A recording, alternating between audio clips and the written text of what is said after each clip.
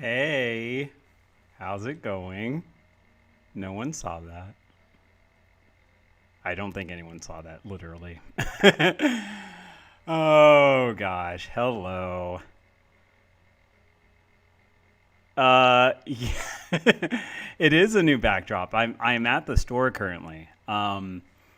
Basically, we've been doing a little bit more work, behind the scenes, I guess you can say. So for probably most nights, I'm gonna be streaming from here. Maybe. It just depends. We'll see. And I might not be streaming because I might be doing work. So we'll know day by day. Basically, I will let folks know whether or not I'm here or not. So, anyways, yeah. Basically, I'm at the store. Unfortunately, the my laptop, until I get a USB hub, only has 2 slots. So I brought in the directed microphone in case the Jen and them do some work in the background and it gets a little loud, because this should be picking up just me. Hopefully. Well, the others went out for food, so I'm here. But yeah, it should just be picking up me. And then the other one is hooked up to the gaming laptop, which is the far crappier laptop because, again, my new laptop, which is where I'm doing the streaming stuff from, can't run the old game. So, I don't know. I don't know what to say. Anyways, so enough of that. Basically, welcome back to Deathgate. Currently, the situation is we went to the world of stone. We found a lot of zombies. We got a couple of them to follow us and do a song and grab a snake. And I got some help from chat with a puzzle that just confounded me for a while. And they made it look so easy. Thank you again, chat. And then we got poisoned by the king of the realm and had to turn into a dog and get the antidote to heal us. And now we have a dog party member. So yay! Doggo will follow us everywhere. And then we followed a guy we rescued to his home, and this is basically where everyone's at right now. So, yeah, that is the recap. So, Balthazar is the guy whose book we read that showed us how to do a couple of spells, if I'm remembering correctly. And then that's just a bunch of gamblers. And because I am a gambling fool, let's talk with the gamblers first. You go through your repertoire of attention-getting devices, finally deciding on a straightforward tap on the shoulder. This causes the recipient to suddenly drop the playing pieces he was shaking in his hand. He starts to protest, but when the other players begin to moan, his head drops to look at the winning throw, and he laughs. The other players reluctantly hand over small white stones to the winner, which he accepts gracefully. What are you doing? Why we're playing Rune Bow. Passes the time while we're waiting for the prince to decide what we're going to do. I was losing all night until you nudged me. That last throw made up for my entire losing streak. Oh. What are those stones you want? They're not stones. They're rune bones. We make them from animal bones. Each unique rune bone has Oh. carved into it, but they all interlock. When you throw them down, they form a design. If the bones fall in such a way that they form a legal spell, you win, and all the other players must contribute one of their rune bones to you. If no recognized spell is formed, you lose the bones you threw. Once you run out of rune bones, you're out of the game. I hope it's not picking up too much on the mic. I'm intentionally pointing it away. Again, this is kind of a issue because I have to make sure I hear the volume. I forgot my headphones, so I want to make sure that I hear when the guy stops speaking properly and stuff like that. But anyways, yeah, all you missed was the sound of dice throwing. So I think most of the people who are watching the stream are familiar enough with dice throwing themselves. So use your imaginations. Are these spells real? Can you cast them? Of course not. The runes are all fictitious. We made up the runes and the spells when we made up the game. Although when I created some of my runes, I snuck a peek at a few of the bookworm's old tomes. I wanted the runes to look authentic. Since I was responsible for your throw, don't you owe me some of your winnings? Sure, my friend. I guess you did bring me luck on my heaviest bet. I suppose I could let you have a few, just so you can practice a little at the game. If you get good enough, maybe we'll let you join in. Are you hot, or is it just me? It's just you. That's all. Thanks, pal. No problem. His attention swings back to the game at hand, where he gets into an argument over the legitimacy of a thrown spell. So hey, we got rune bones. It's a small white hexagonal piece of bone. A rune has been carved into its face. The dog growls and backs away from the east wall. One of the cave walls feels like rock and looks like rock, but has an otherworldly quality to it. Something about it isn't right. Hello, everybody.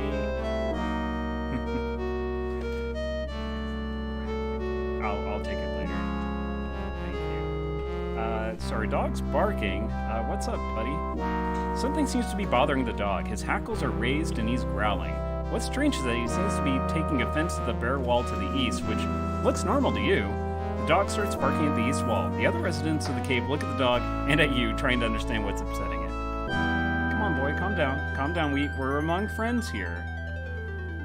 The dog wags his tail. He seems to like you. Okay, cool. So yeah, we have these various rune bones that might make up a spell. Who knows? Let's talk with our buddy Balthazar.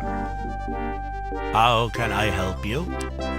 You have to clear your throat repeatedly, of course, before the thin man lifts his sunken eyes up from the book. When he does, you feel the piercing, burning intelligence of his gaze. Although his body is old and frail, you sense his mind is as sharp as any you've encountered. He quickly looks you over and says, "How can I help you today?" Are you Balthazar? That I am. I'm afraid you have me at a disadvantage. Who did you say you were? Let's go like this. We don't need to let him know that we're an enemy. I'm a friend of Edmund's. We met in Clytus's dungeon. Ah, of course. I thought I saw Edmund return. You assisted in his rescue. For that, we are eternally grateful. How can I help you? Whatever. I think the mic's just picking up me. Prince Edmund has told me quite a bit about you. The prince is a good lad. A trifle young to be sure, but holding up remarkably well under the strain of leadership. The loss of his father has been hard on him. He wasn't meant to assume the crown for years to come. My thanks for your part in bringing him home. You're the same Balthazar who is the king's necromancer? That's correct. Although as the royal necromancer, I suppose that I serve Edmund now. I've been to your home. I followed your directions here. You followed my directions here? I'm glad that my journal served some purpose. If it helped to save one life, it was worth leaving behind. The king is dead? He wasn't a strong man. I think perhaps he had the plague at the end. It was befuddling his senses. The prince refused to assume the leadership from his father, so we followed the king until he died. Those were strange days. The king would lead us in circles as his mind slowly decayed. His death was inevitable. When someone contracts the plague, it is only a matter of time. What is this plague? We're not quite sure. For as long as I can remember, people have been falling prey to a mysterious sickness. We just call it the plague for lack of a better term. When someone contracts it, he dies days later. There is no cure. There doesn't seem to be any cause. It's not contagious in the usual sense. It strikes randomly. All of our efforts to learn more about it have proved futile. The plague has decimated our population. The dead far outnumber the living. Even if our world wasn't threatened by the imminent collapse of the Colossus, I question how long the plague will let us all live. I'd like to talk about something else. Certainly. What are you reading? This is just one of my own books on magic. I'm trying to master one of the lost arts, illusion. I'm so close to the spell that I can taste it. A breakthrough last night has placed it just within reach. What was this breakthrough? I've been trying to construct the spell by taking a back route. I reasoned that if I discovered how to break an illusion, I might be able to build one. Last night, I happened upon the correct rune structure to unravel an illusion. Using this as a foundation, I should be able to construct the Create Illusion spell. How long will it take to work out the new spell? Only a couple of years. This breakthrough has shaved decades off my research. A couple of years? How long do you expect to be around? Oh, you're right. Sometimes I get too involved in my own work. With the Colossus corrupted, none of us will live out the year. But there's no use in wallowing in despair. I might as well continue, since it keeps me from dwelling on our fate.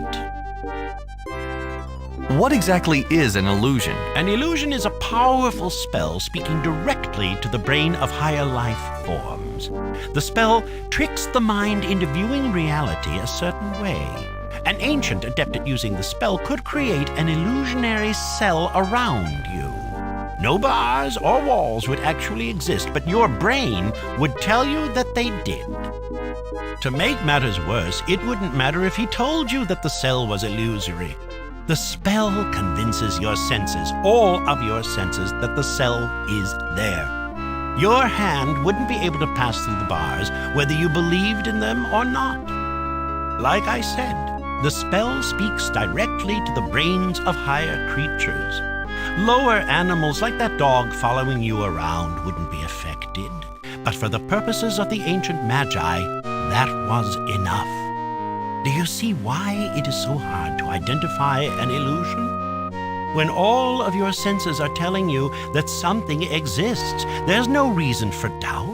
You can't go around suspecting everything, and even if you did, your suspicions wouldn't have any impact on the illusion. Now, look, my dog is not a lower life form. I'm sorry. Doggo is a person. Just saying. It's an illusion, obviously. But anyways. Create an illusion? That's easy. I've been able to do that since I was a kid. Well then, I might as well put a halt to my research right now. I'll leave the teaching of my apprentices to you, and I'll resurrect myself since my life's purpose is over. Thank you for the insight.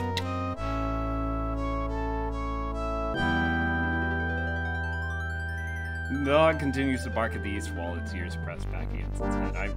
Okay, we'll go back to Balthazar in just a moment.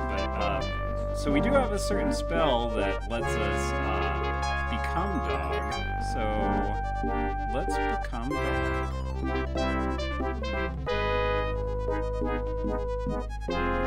You trace the runes in the air and place your hand on the dog's scruffy fur. The magic swiftly takes hold. You stiffen as you feel your soul passing away. Everything goes dark. The darkness doesn't last long. The world fades back to the dusky gray tones that you've come to expect from the dog's eyes. Although you miss colored sight, sounds and smells are amplified to compensate. The bitter, sharp odor draws your attention to the east. Through the dog's eyes, you see a small tunnel that you missed before, running into the cave wall. Dry, stale air from the opening carries a disturbing smell, an evil smell. Hidden tunnel. You feel something very wrong about the tunnel to the east. You cannot force the dog's body into it. Perhaps it has more sense than you. Other tunnels run off from the main cave. They too are filled with Sartan refugees. Hello, Ruff Ruff.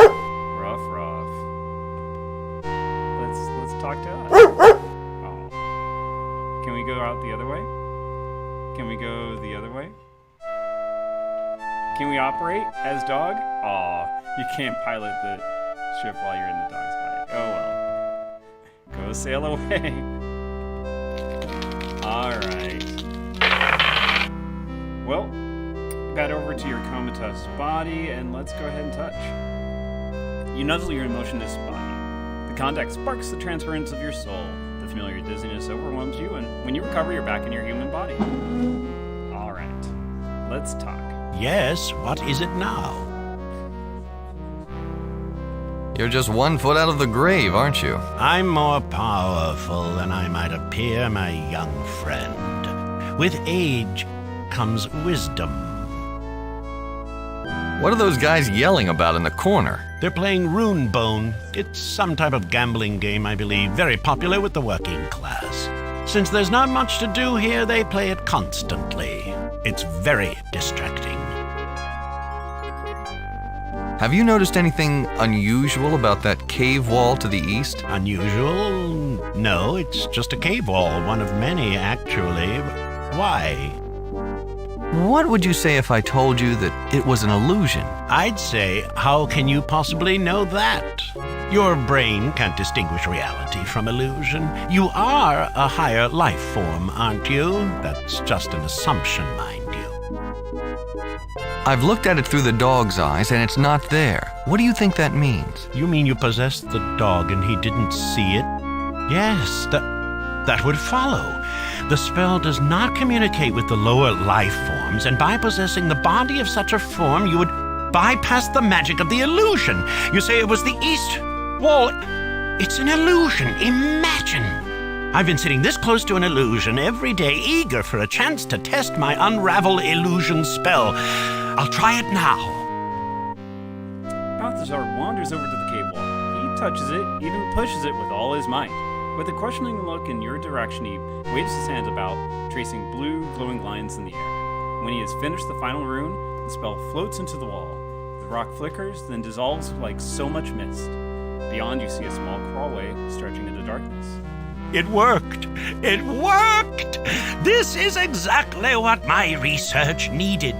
Now that I know the Unravel Illusion spell is correct, it won't take long to finish the Create Illusion spell. Then he dives back into his book and resumes reading with rekindled enthusiasm. And I have also learned to spell. Okay, well, let's see if he says anything else. Yes, what is it? So this is home, eh? Nice decor. There are worse places to live. As you know, Abarak is filled with warrens and tunnels. Most of them are larger, considerably more comfortable to live in. We constructed our city in one of those. These tunnels, although spacious enough to contain everyone from Telestia, are cramped, located too close to the lava of the Fire Sea, and have only one small, clean spring, providing scarcely enough water to sustain such a population for very long. Its only advantage is that the cavern is hidden. The entrance is nearly impossible to find along the extensive coast of the Fire Sea. It provides a perfect place to hide, which is exactly what we are doing. Who are you hiding from? From Clytus's forces, of course. If they found out where we were, they'd attack instantly. We'd be boxed in, trapped. We wouldn't last a day. Thank you for your help. Perhaps we'll speak later. As you wish. Alrighty, well, I think we're done in here. Let's go ahead and move into the cave. The dog stays behind, bristling and growling at the tunnel. The air in this small hidden cavern is heavy and thick. Something happened here, something very evil. Oh, spellbook, sweet. Robe, sweet. Your fingers touch the black material of the robe. It feels inexplicably cold. The frost runs up your arm, and soon your whole body begins to shiver.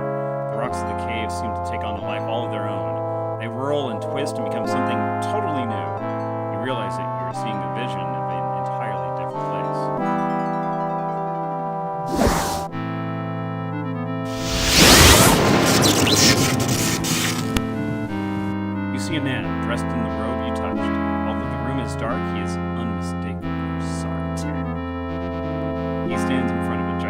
stone spire covered with magic runes. His attention is focused on a large rune in the center of the spire.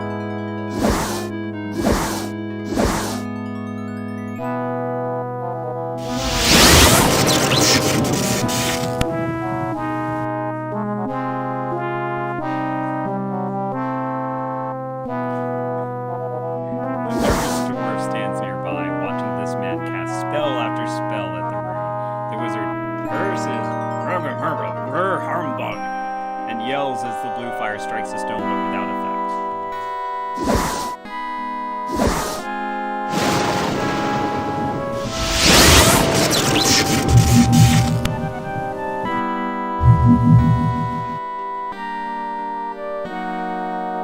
Finally, a particularly fierce spell actually affects the column. Its usually constant blue glow grows faint. With a triumphant shriek, the wizard commands the dwarf to approach the spire and break the ring.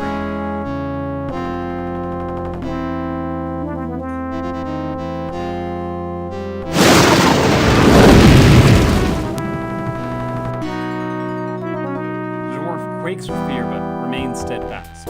He approaches the room with a hammer and wedge held out in front of him. When he cautiously touches into the room, a massive explosion throws his body back like a rag doll.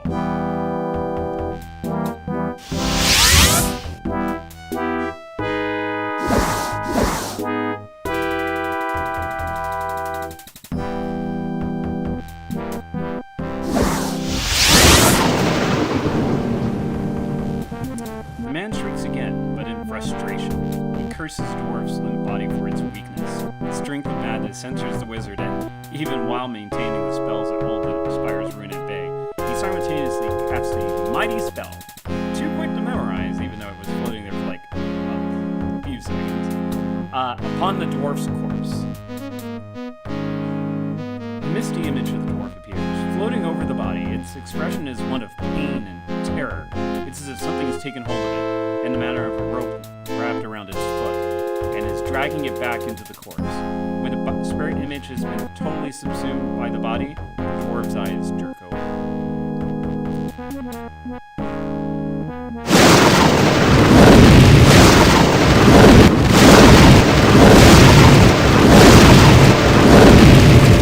The man in black screams at the dwarf to finish his task. Slowly, the dwarf drags himself to his feet, gathers up the hammer and wedge, and approaches the spire. He touches the tools to the rune again. Again, the magic reacts, but now the explosion only rips the flesh from the bones, and somehow the dwarf manages to stay his ground. The rune to fall away. Immediately, the rune's glow vanishes, and all the other runes on the spire grow a bit darker. The man in black laughs as he picks up a piece of stone. He admires the rock in his hand as if it were some kind of relic. Then he turns his attention to the obvious hole in the spire's rune. With his free hand, he weaves an intricate spell that is, again, too complicated to follow, and suddenly the rune appears to be whole again. The strange pair exit the chamber, leaving the spire seemingly whole, but much darker than it started. The scene shifts. Now you see the same man seated on the throne. He holds a scepter which has, as its headpiece, the same chunk of stone from the spire. Others in his court display obvious fear of their ruler and keep quite a distance from him. This man seems to prefer it. We see no sign of the dwarf. We know where the dwarf is. It's back in the starting area of this world. Another scene. The wizard is much older. He's handing the scepter to another younger man who bears a close resemblance of that to the wizard. You can see the avarice and longing in his eyes and the reluctance of the eyes of the wizard in black. After the younger man has snatched the scepter away, he takes no further notice of the older wizard who walks off. Now you see the old wizard in his very cave. He stands on the rock floor, alone. The madness in his eyes is overwhelming. He murmurs to himself for a while. Catch only the mouthings of a few words. They'll never find me. They'll never find me. And never bring me back. Never bring me back. Never. His hands wave aimlessly. But then you begin to see the blue traces of his spell. Soon the rune construct is completed. It flies into his body and explodes in flames. The wizard thrashes a bit, but in short order is no more than a pile of ash. Surprisingly, the robe he wore has been left untouched by the flame. Nothing happens for a while. then you realize that the visions have ended and that you're looking at the same scene only thousands of years later. The robe lies in the same place, covering the ashy remains of the old wizard. Tentatively, you pick up the robe, but no further images haunt you. You have learned a spell. Only a vaguely human outline of ash remains on the floor. Well, when we find a robe, well, let's look at it first. Given its age, the flowing black robe is in surprisingly good condition. The hood and sleeves are a bit frayed, but the back is badly torn. Well, when we find a robe, you slip the black robe over your body. Although the back is rather torn, from the front you cut an imposing figure. So it said we learned a spell.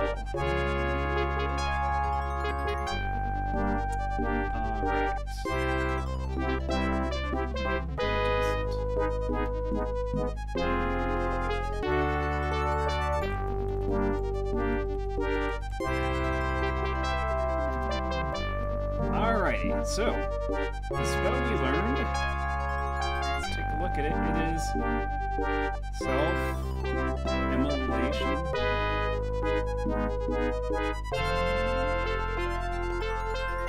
The spell can only be cast upon oneself. It creates a magic fire inside the caster which slowly burns its way to the surface, thereby destroying him, painfully and in totality. It doesn't affect closer protections. Once cast, there is no way to rescind it. We'll see what happens. I mean, try anything once. Like an artist, you carefully draw the rune structure in the air. It floats close and slips inside your chest. Instantly, it feels as if your heart has caught fire. You scream and scream until the fire eats away your lungs and throat. After that, you don't have much to scream about. Or with. Alright, well, maybe we don't do every spell once. Alright, let's check out this spell book. The study of necromancy, not Necronomicon. Trick other people into casting it? Yeah, probably. A study of necromancy. Let it be known by any who would read this book, who would learn of the dark practice of necromancy, that it is forbidden, forebodden. Never do it, ever. Let the reader do so at the peril of his soul, and to those of his brethren.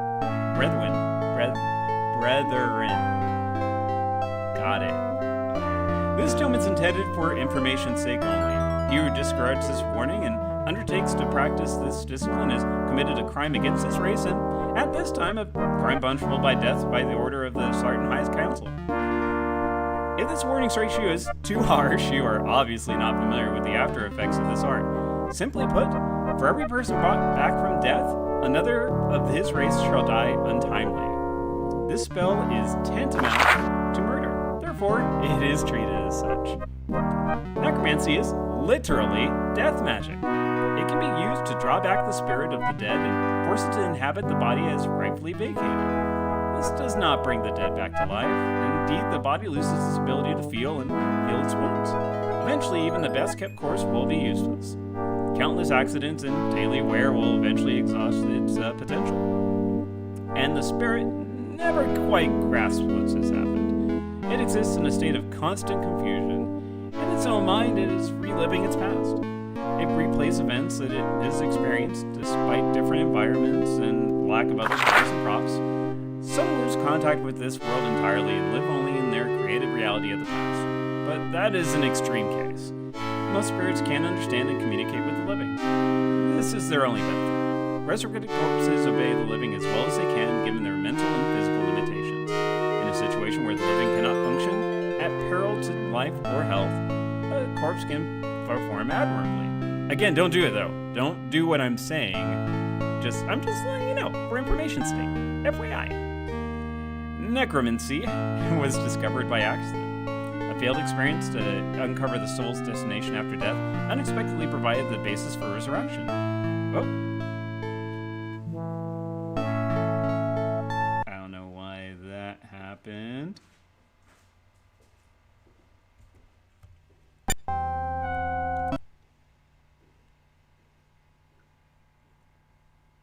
Okay. All right. Whoops. All right.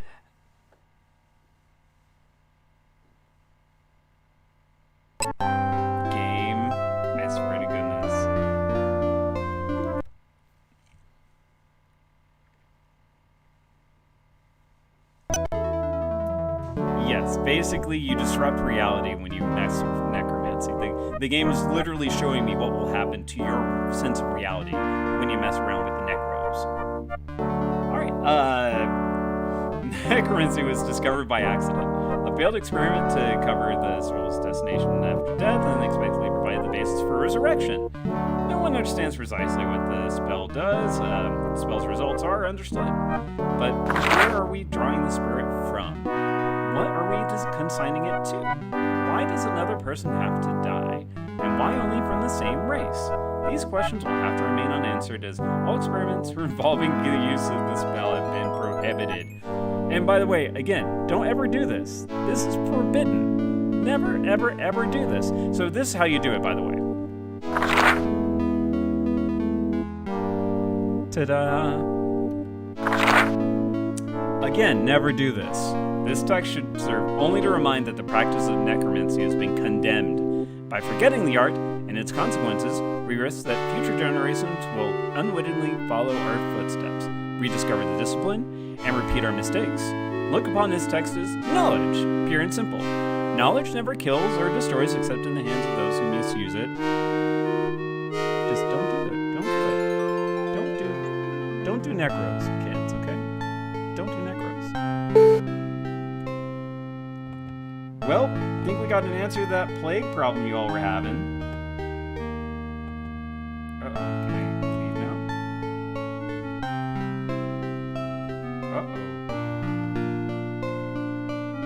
Uh-oh. Alright, one more time. I might be locked in the book. I might be locked in the book forever. Okay, you close the book and replace it in your inventory. Woo! Thought we were stuck in Bookland forever. Okay, well... Alright, the cave is much longer than blah blah blah. The dog happily runs up to you. You run up to Balthazar, eager to discuss the amazing vision you've just experienced. Also, by the way, I know your plague problem. I just had an incredible vision when I picked up this black robe. What do you think it means? A vision? Tell me about it. This is amazing. You've just experienced the life of our first dynast, Clitus I. It answers quite a few questions I've had about his rise to power and his reign. It also answers many questions about our current situation. How did this happen? Why did I see all of these things when I picked up the robe? I'm not exactly sure. It's possible that when Clitus took his own life, the robe became infused with his spirit. This happens sometimes, especially when the death is particularly violent and the victim is very powerful in magic. When you picked up the robe, what was left of Clitus, lying there for thousands of years, passed through you. Your mind interpreted this by showing his memories. This is all speculation, you realize. Can you interpret the bit about Clitus's grab for power? I would be happy to. What would you like to know? Wasn't there a ruling council at that time? Could you tell me about it? The High Council once governed over all of Abarak. Clitus was a member. It democratically created laws for all Sartan and at one time the Mensch as well. When the Mensch woke the Sartan, the council was the body that decided on the course of action. To put a handful of the Mensch to sleep and wait for the interconnection. The council would have continued to rule if Clitus had not been so power-hungry. How did he convince the council to let him disband it and institute a monarchy? He didn't have the political power to do that. No one did. So he required magical power to back his play. He made himself undefeatable with the scepter. No one dared to oppose him after he created it. It was child's play to institute the monarchy. He merely eliminated every possible opponent. Why did he do all of this? I believe that to be a member of Abarak's council, the only requisite was a mastery of magic. This implied intelligence, but not necessarily sanity. Clitus was clearly insane, if not before his play for power, then afterward. Let's move on to another topic. Very well. Can you tell me exactly what happened to the Colossus? The Colossus is the source of Abarak's magic. It is what warms the stone, melts the ice, and feeds water throughout the world. It was an unparalleled marvel, by far the greatest of the ancients' achievements. It contained so much power that it's easy to see why Clytus lusted after it. What was the rune that he was battling with? It was a containment rune. The spell was a cap for the Colossus's magic.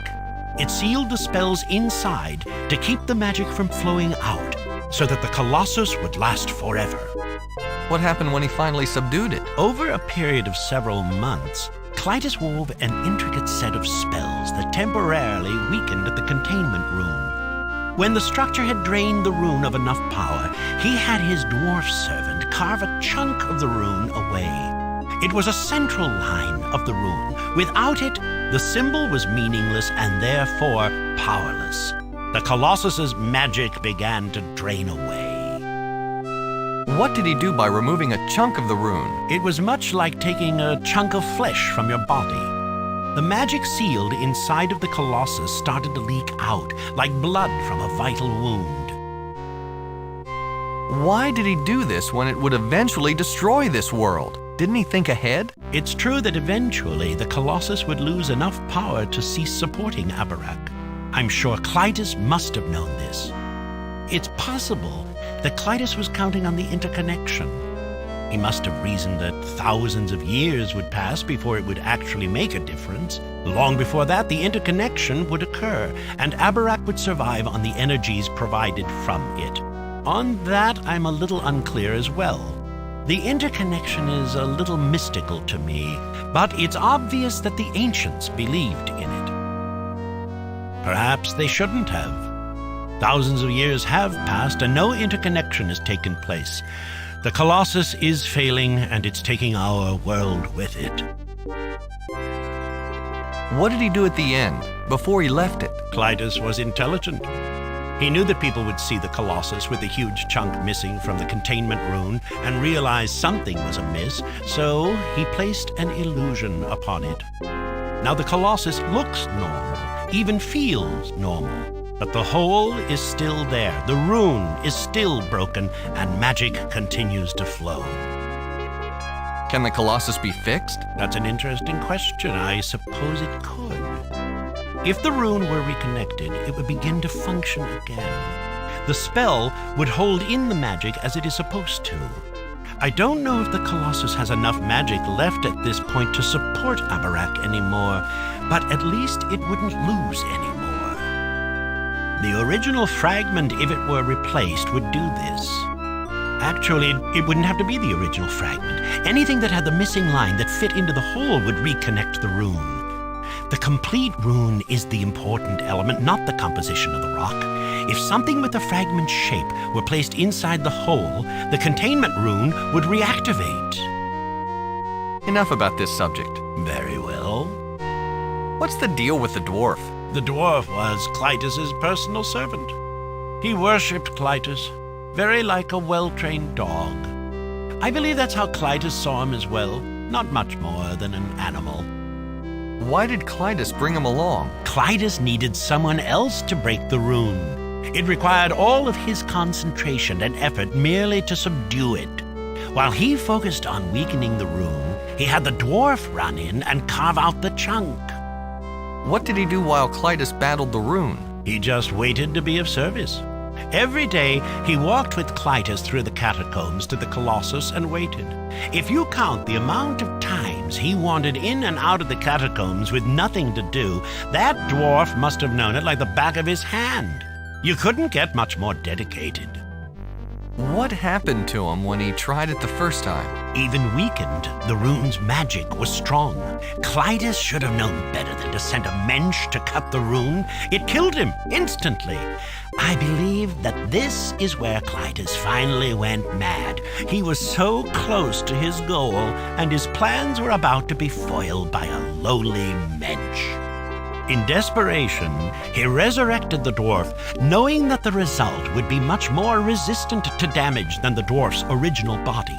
The corpse dragged himself up, and still loyal to Clytus, removed the chunk of stone from the containment rune. Clytus had succeeded in breaking the rune at only the cost of a mensch. A bargain. Actually, 2 benches. tell you about this book. We'll get to the book in a minute. Is that when Clytus instituted the practice of necromancy among the Sartan? Come to think of it, you're right. Coincidental timing? Perhaps not. It's possible that he instituted the practice to justify his own actions. That's almost unthinkable. We've been using necromancy for thousands of years to cover for one man's mistake? I certainly hope that's not the case. Where did he end up? After Clytus had broken the containment rune, he had no further use of his servant. He banished him to the ancestral home of the dwarves. It's a complex of caves fairly near to Telestia. The dwarf obsessed about Clytus for years. Having the metal retention of the dead, he eventually forgot that he had completed the mission and broken the rune, so he sat in his cave waiting for Clytus to come and take him back to the catacombs. I think he's been waiting there ever since. Let's move along to another subject. Very well. Tell me about the Scepter of Rulership. After Clytus took the chunk from the Colossus, he fashioned a scepter and used the chunk as a headpiece. He brandished the finished product at the council and demanded a crown. They caved in almost immediately. What kind of power did this scepter have? Mostly destructive. It could turn a man to ash with no more than a flick of the wrist. I believe it also had powers of a more subtle nature, though my texts don't address these. What is written is that the scepter is unmatched in sheer destructive force. How did it get its power? When the chunk was removed from the Colossus, the containment rune was broken. Magic began to seep from it, much like blood from a wound. It was always Clytus's intention to draw magic from the wound for his own purposes.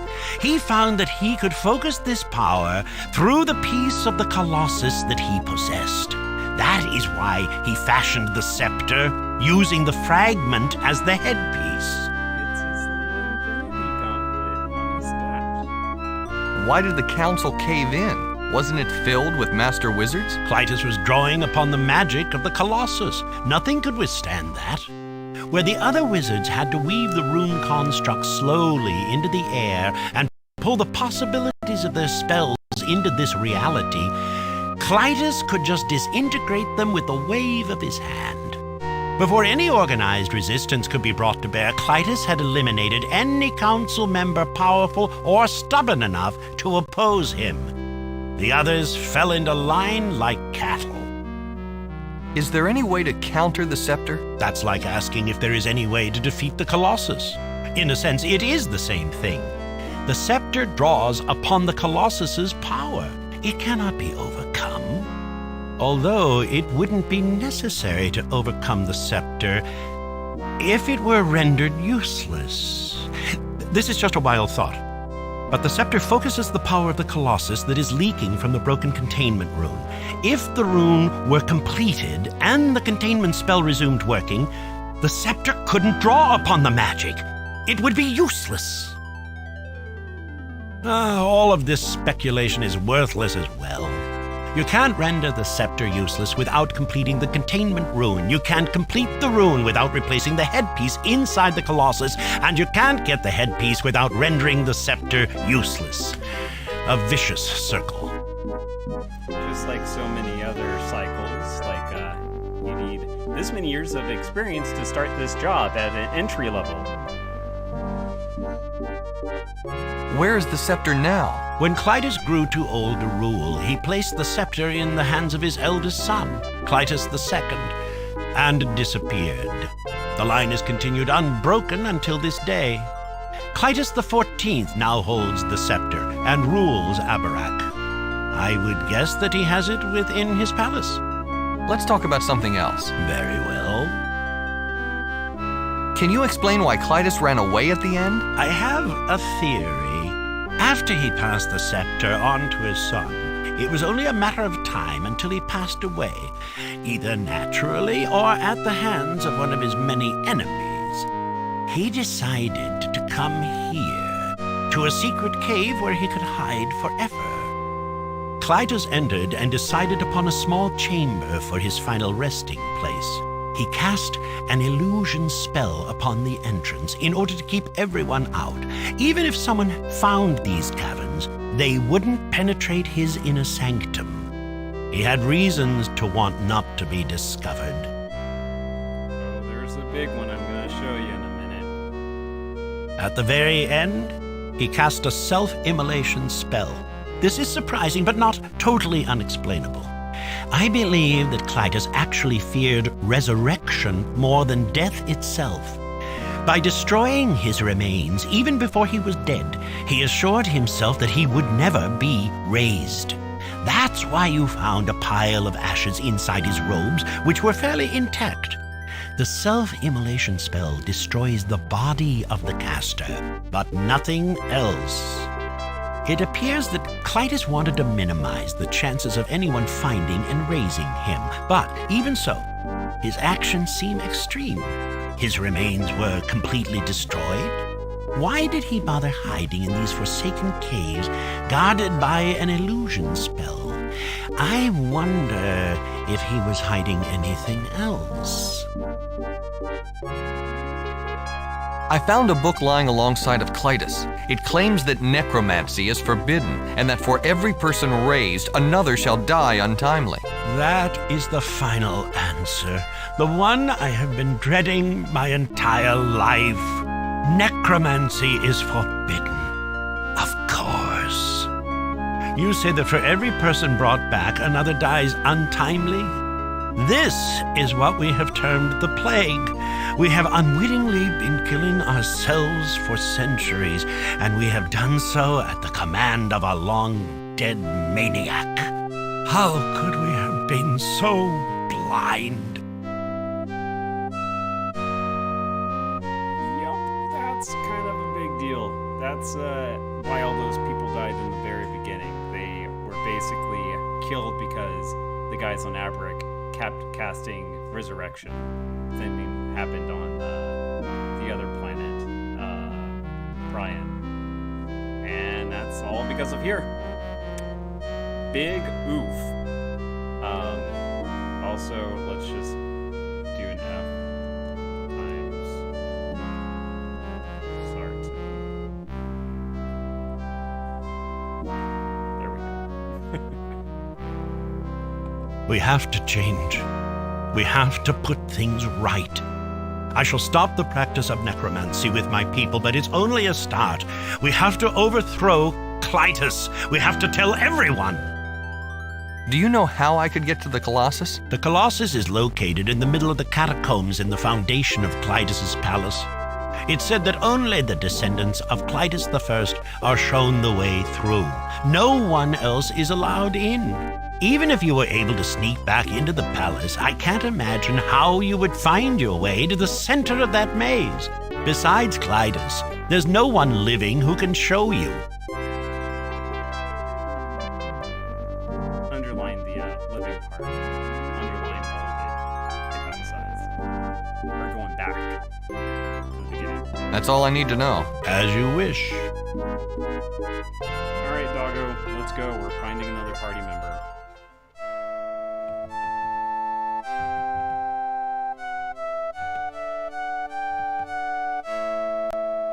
Yay, wooden ship that doesn't burn on the lava.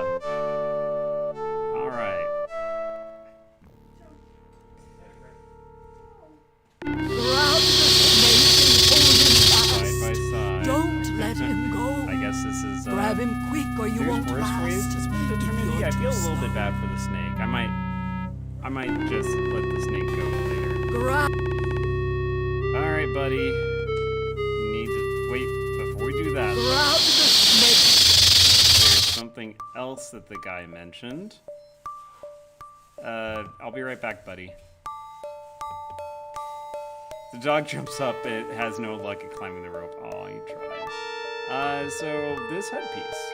Unlike the rest of the cast iron statue, the wedge-shaped headpiece is made of a different material. It looks as if it was carved from a black rock and set inside the metal tongs of the scepter.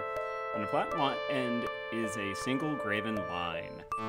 Let's go ahead and stick that here. Oh, whoops. Let's tighten it. Let's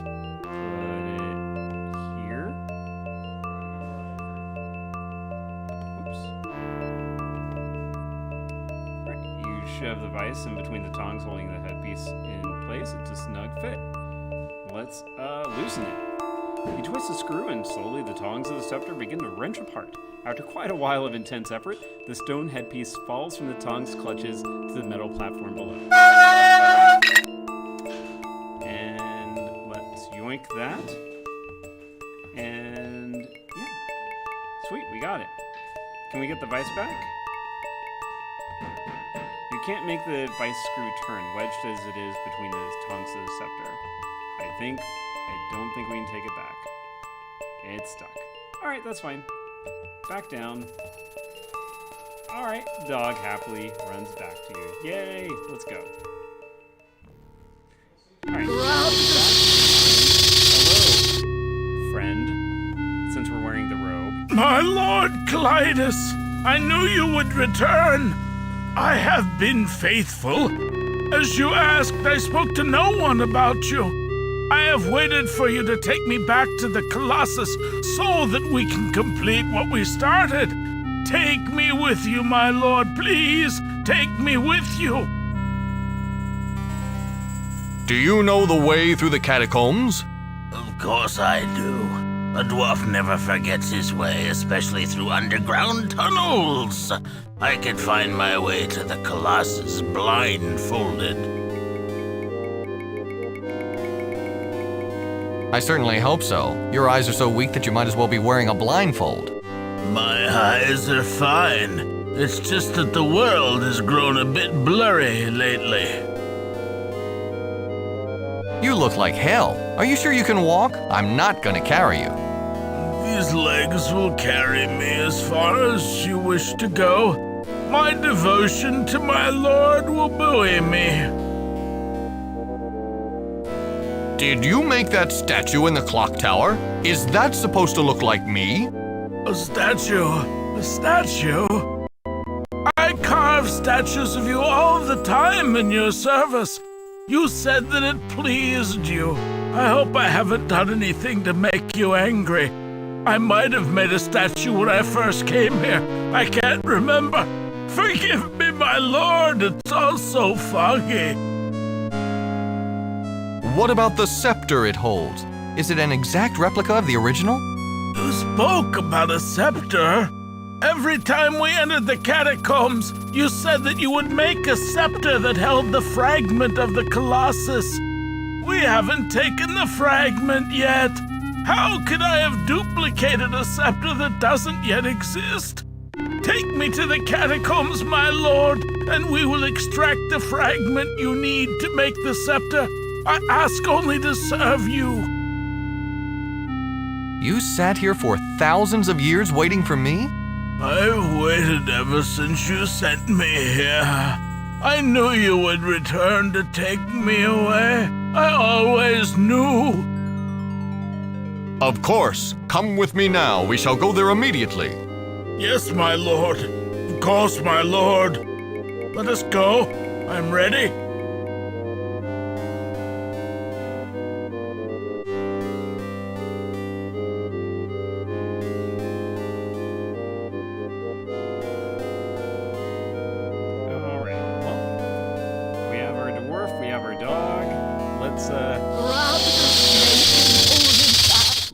Just stay there. We might come back for you, I don't know. But we got a world to save. Alright. Back to Clytus's palace.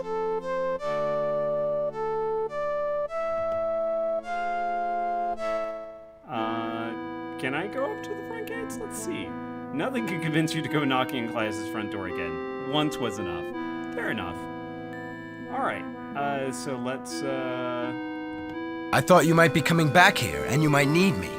The rest of my people are on their way to storm the palace. I came ahead to aid you. I hope you don't mind. I see you're climbing in the social circles. I mean,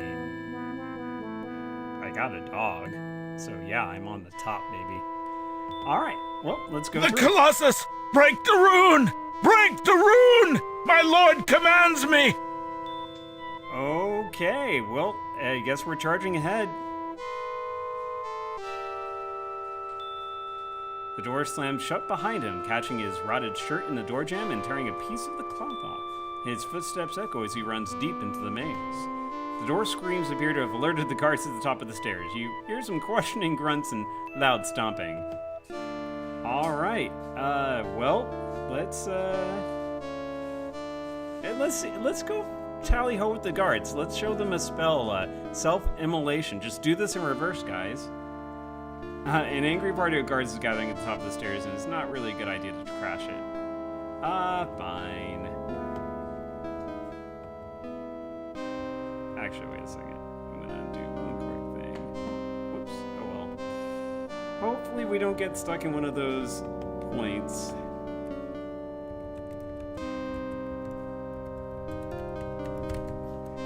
Alright. So let's take that. Someone has entered the catacombs without authorization. The Dynast is coming. Wait for Clytus. He's the only one who knows the way through the catacombs, and he wants this intruder himself. All right. Well,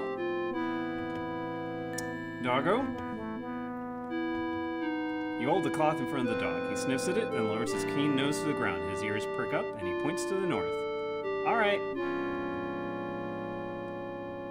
We just need. I wanted to wait to make sure he was ready. Oh dear.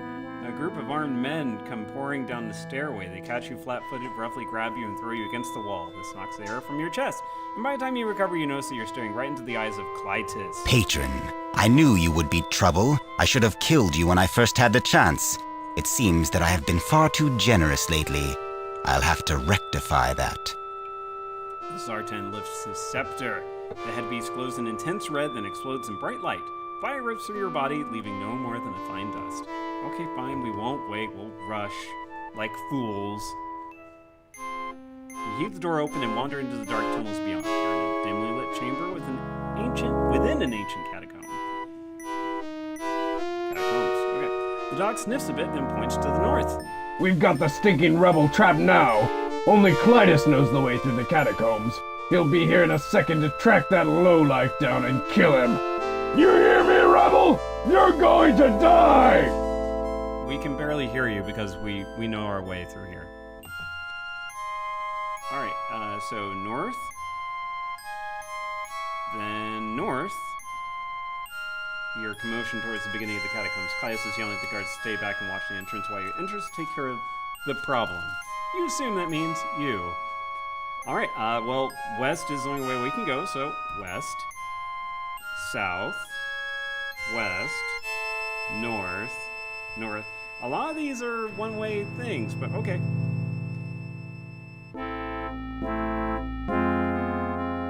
Alright, the footsteps are getting closer. West, north, north, north. A huge stone spire rises from a pool of lava. Its surface is covered with the ancient mystic runes of the Sartan. Well, let's make sure we're gonna do this right. So, by the way, is the mic okay? Because I'm using the directional mic. Just, I hope it's okay.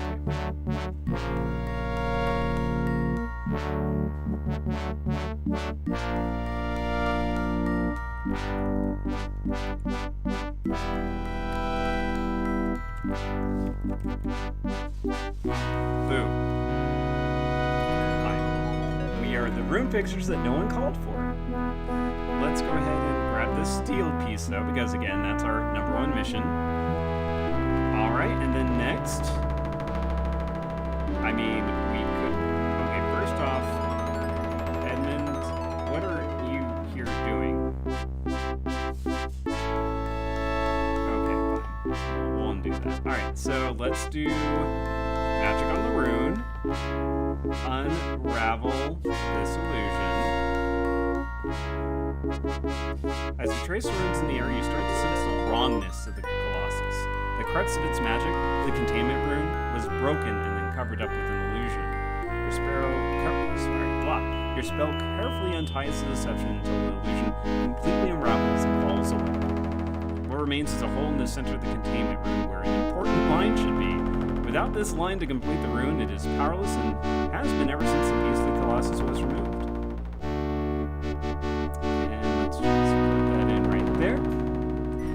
copy of the headpiece on the stone in the containment room.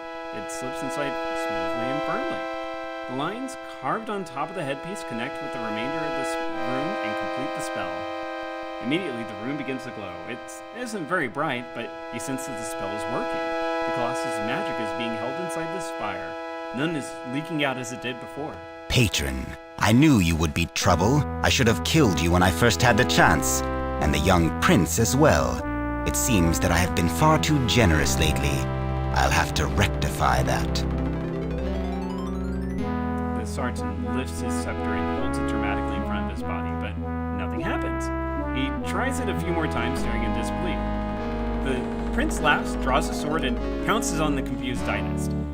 Clytus doesn't have sense enough to scream, but looks bewildered by the sword wound left by the prince's attack. He topples into the moat of lava surrounding the Colossus as the powerless scepter falls from his lifeless fingers. There's work to be done. So, Haplo, you are a patron. I know about your race. Balthazar taught me well. This should make us enemies, but you have helped me. You have helped my people. Perhaps you did this for your own reasons, but I owe you a debt of gratitude, and I still consider you my friend. Oh, shucks, thanks. I thought that this was my most valued possession. Now I know that I value my subjects, my world, more. I want you to have it, to make certain that you do not forget us. If Abarak is to survive, we must be linked to the other worlds, and you are the only one that can do this. Take the seal piece. Go back to your ship, through Death's Gate. Save this world, Haplo, my friend. We need you. Now, I must clean this palace of the filth Clytus left here. My people should be in position by now. Alright, well, so long.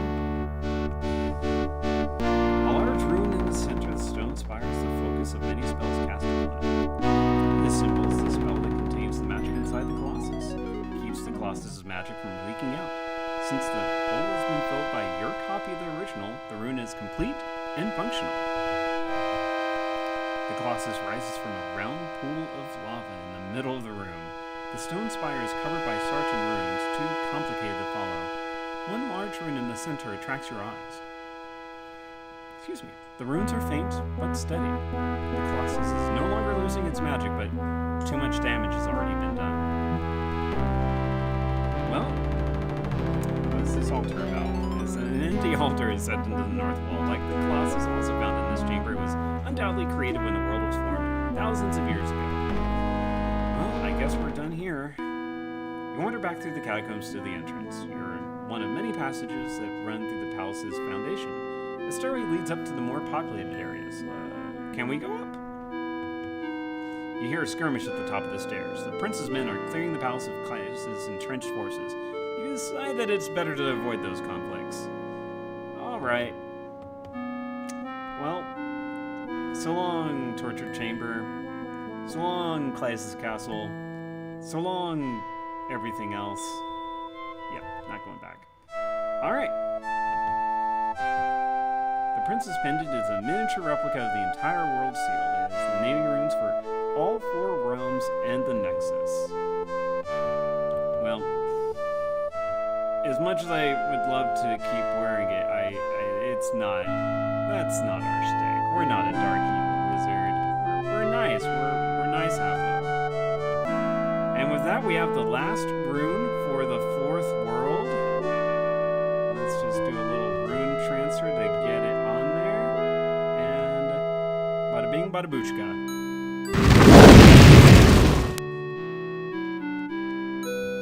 And let's go home.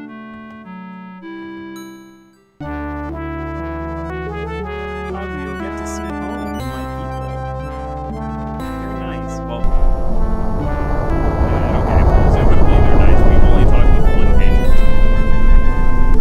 And he is not decided on this. Okay, we see this.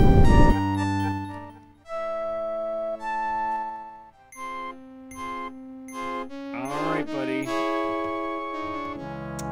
Well, we're back. You produced the stone seal piece while recounting your macabre experiences in Abarak. quite unexpectedly, instead of focusing on the large number of surviving Sartan there, Czar asks you to elaborate on the art of necromancy. He even asks to see the spellbook that shows the spell. It appears that these Sartan have done our job for us. By using necromancy unchecked for thousands of years, they've decimated their own race. I'm sure it's fair to assume that there are only a few stragglers remaining in the other realms, like your Zifnab, if any are left alive at all. The survivors in Abarak don't sound strong enough to resist us. In fact, they are in the midst of a civil war. Once the world is reformed, the resulting chaos will be perfect for our army to walk in and destroy both sides. You've done your job well. There's only one world left, and I hope what you will discover there will be no surprise. Many coffins filled with dead Sartan. If you haven't already, take the amulet that your prince was foolish enough to give you and transfer it to your steering stone. Go to Chalestra and bring back its seal piece. We're very close, Haplo. I can feel it. You said that it was necromancy unchecked that killed the Sartan. Does that mean you'd consider using it with limits? Do you understand the potential of that spell? An army whose numbers never diminish, whose members get stronger after they die. What force could stand against it? Naturally, we'd have some other deaths to compensate, but they'll be manageable.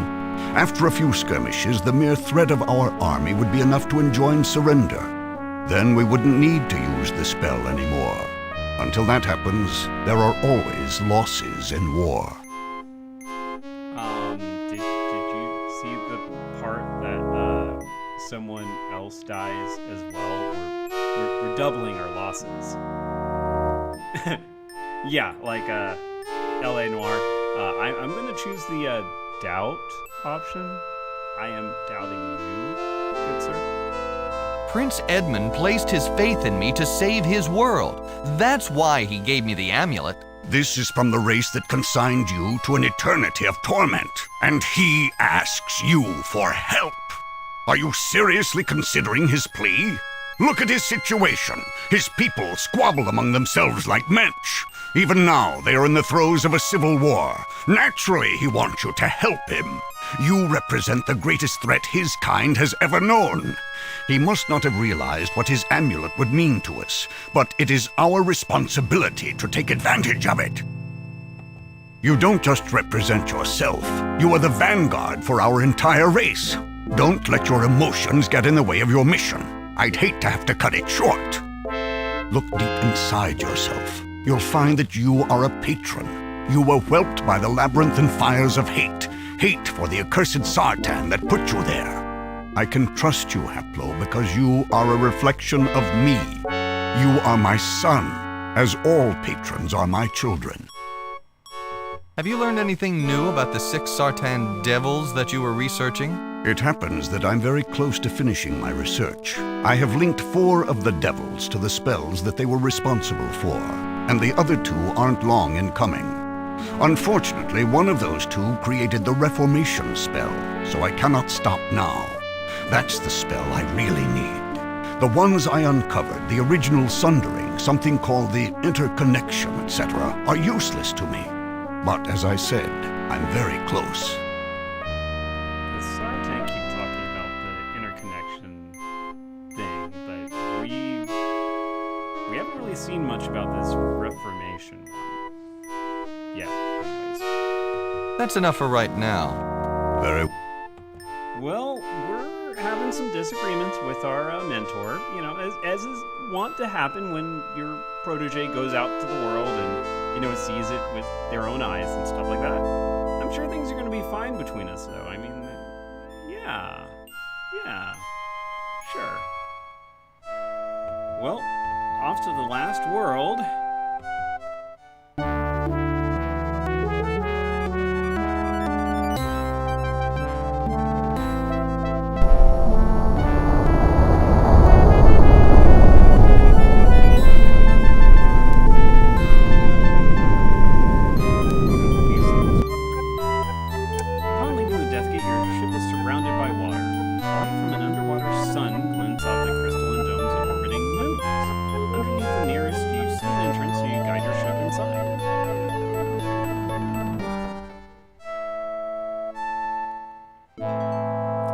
ship has landed on a beach which rises to a dark cave in the rock wall. The shimmering city lies to the west. You notice that the stone you're holding is started glowing a faint green. It also tingles a bit in your hand. So this was the stone that Zifnab gave us a while ago. His stone is remarkable in shape, blah blah blah. It's just like green and tingles to the touch. He said that if we ever got close to evil, we'd know what to do with it. So, crush. You press on the stone with all your might, but it fails to even dent it. Okay. Well, let's go this way. A thick wall surrounds a city-sized glowing dome. In front looms a gate upon whose door is a huge graven spell. You get the distinct impression that you are being watched. A smooth block divides the wall surrounding the city. A ruined structure has been carved on its surface. Some rocks lie in an unnatural pile near the gate.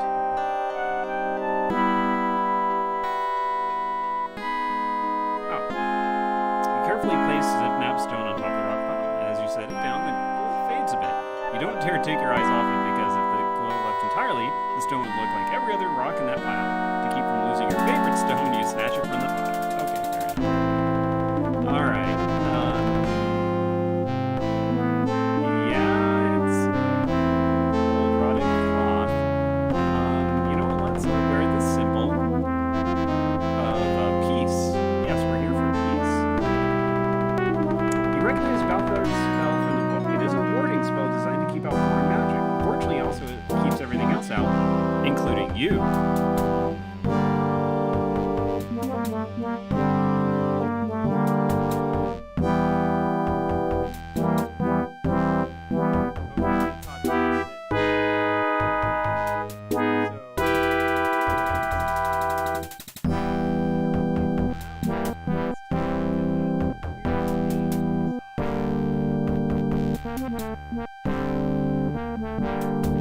You walk towards the cave, but as you get closer, you begin to feel fear, not your insides. You felt fear before in the labyrinth, but nothing like this. There's nothing around to inspire such terror, but every step you take towards the cave makes you want to claw your eyes out. Before you're halfway there, you collapse on the ground. Magic, you reason. It must be magic. You step towards the cave, but the same unnamed terror forces you back. What if we are a dog?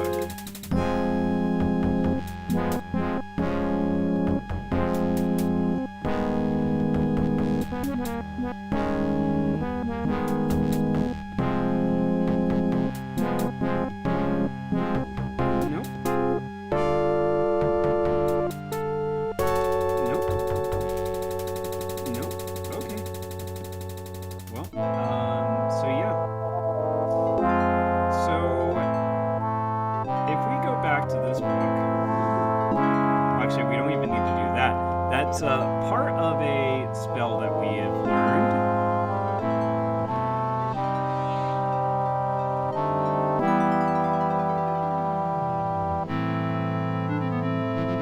So we have ward that looks like this, but if we add one more thing to it,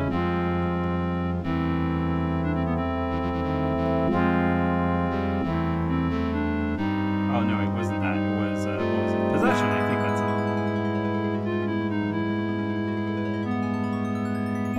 Yeah, just add that. That is that would take away the ward. So we have this rune bone here. It is a rune. So let's do our rune transfer on something other than the steering stone. You transfer the symbol from the rune bone onto the city gate. Immediately, the rune appears at the end of the spell, modifying it from a powerful ward into a possession spell. Since possession spell has none of the qualities of a warding spell, indeed it is a very useless spell to place on a city gate, the magic dome falls away to reveal the glistening capital of the Sartan. The sight takes your breath away. You find it very hard to regain your lost breath as you are struck by a wave of terror. All the glimmerings you've experienced before this are nothing compared to the fear that creeps you. you've never, ever been so afraid. The sheer emotional impact throws you to your knees. Blood rushes in your ears. A shriek emerges from the depths of your being. In the labyrinth, you always use your fear to your advantage. To make you quicker, smarter. This fear is unreasoning. You can't control it. You can't use it. You don't even know what's causing it. Wild Eye, you almost break your neck swinging your head around, trying to spy the shores. It isn't long in coming. Black taloned claw strikes your back and sends you sprawling into the sand. You twist around but cannot rise. You stare into the blood-red eyes of a dragon. They show you your death, and you can but gibber in response. Ah, a patron. I hope that if I let you live and watched for a while, you would succeed where I have failed for so many, many years. And you have. You have opened the city to me. My magic was useless against that infernal spell. But you understand those mystic runes. You changed it somehow. I am grateful to you, patron. In return, I will give you a quick death. Painful to be certain, but quick. Can I show you a spell? Just do what I do, but in reverse. You find that words completely fail you. You lie helpless, trembling under the claw of this dragon. He rears back, inhaling. Flames leak from his nose and mouth. When he appears about ready to loose his fiery blast, something catches his eye. Immediately, your creature tells his attack to stare at the brightly glowing stone that decapitated him. What is this? This wasn't made by the puny rune magic that you use. How did you come by it? You can't even form the first word of an answer, and it seems that this dragon doesn't really expect one. His other foreclaw reaches out and delicately removes the stone from your possession. He draws the stone up to his eye for closer inspection. In reaction, he hisses and roars and waves his neck back and forth, wildly, sinuously spouting flame everywhere. This should not exist! It is impossible! There is only me, Sangdrax! I am the way! You don't mind if I relieve you of this stone, do you? You will certainly have no need of it shortly. He tosses the stone away and falls on a pile of rocks of similar shape and size. The only way you can distinguish it from the others is by its shine, which is like the sun. Suddenly you take notice of a furry form displayed on the ground. You realize that your dog has been silently crawling towards you on its belly, braving the aura of fear that keeps you helpless. Every inch is a struggle, and it seems that at any second the dog will bolt, but it keeps coming towards you. When it gets near, a quiet whimpering escapes his throat, barely audible, but loud enough to attract the attention of the dragon. Best Doggo, yeah, best Doggo. Doggo is champ. This is your rescue? A life form lower than yourself? I will give it this. The dog is certainly braver than you, patron. This gives the dog just enough time to crawl within reach. It looks at you plaintively, even puts its muzzle into your outstretched hand. Perhaps the dog is wishing you a fond farewell. It knows what is about to happen. I was simply going to kill you, but I've reconsidered. I won't merely end your life, patron. I will eliminate every trace of you. I am going to destroy your soul. You will no longer exist on this or any other plane. You should not have brought that stone into my presence. Prepare yourself for oblivion, patron. The dragon rears back at you. You assume that no distraction is going to keep it from completing its task this time. You take one look at your struggling companion and draw some strength from his bravery. You might have the wherewithal to do something if only you can figure out what to do.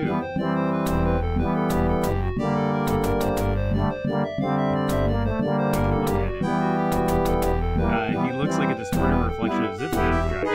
Darker, cleaner. His eyes are glowing embers, but the rest of his body is a mere black silhouette on the cavern. Sangdrax ignores you. Sangdrax inhales again, drawing enough air to fuel the torrent of fire. Have at thee!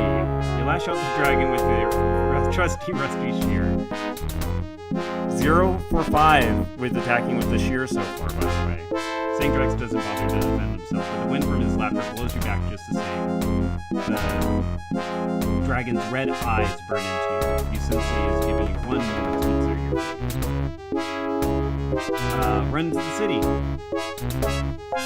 His magic field of fear keeps you petrified where you lie. You're not going anywhere. A searing column of flame shoots through you. Pain lasts only a second, and you feel your life slipping away. The soul rises from your burned body, but Sangdrax somehow sees it. Lets loose another blast, different than the first.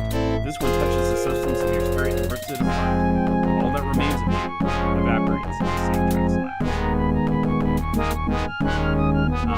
Well, Doggo, one more time, we'll be together.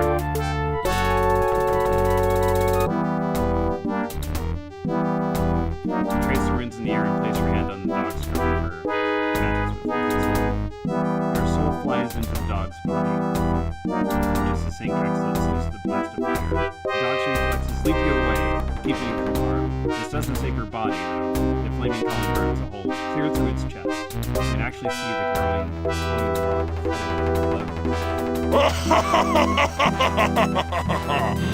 Now to take care of his mangy pets. He breathes in, bearing another blast.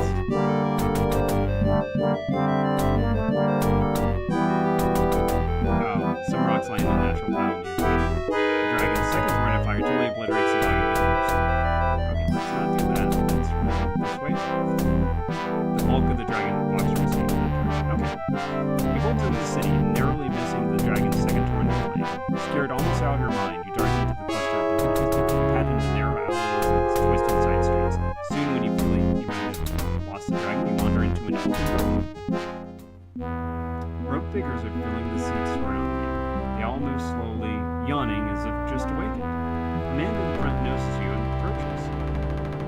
By the way, this is the meeting chamber that Sergeant Ryan Council sees during this preliminary feasting. What do we have here? A dog? I haven't seen a dog for ages. But then again, I've been asleep for that long. Hello, boy. I'm Sama. How'd you get in here? Did you come with the Sartan forces from the other realms? So, Sama, if as a refresher from last stream, he was the guy that did this whole thing, who made all the worlds break apart. He's the mastermind and the cause of all this. He crouches down, gives your head a pat, and looks deeply into your eyes. Suddenly his face grows stone sober and his eyes grow hard. He retracts his hand as if fearful of your biting it off. This dog is no dog. It is a vessel for another's soul. The soul of a patron. The councilman gasps and yells as Sama waves his hands and the room quiets. We found no other Sartan, no rescue forces. All we discovered were the charred remains of one man and these items. Friends, we have a very unusual situation. Our ward has fallen. This roused us from our slumber as predicted. But instead of greeting the Sartan rescue forces as we expected, all we find is a dog carrying a patron's soul. We need answers, and the only source is this patron. While he exists inside of the dog, he cannot communicate. I suggest that we restore the patron to his original form so that we can question him. Right back, folks. Right back.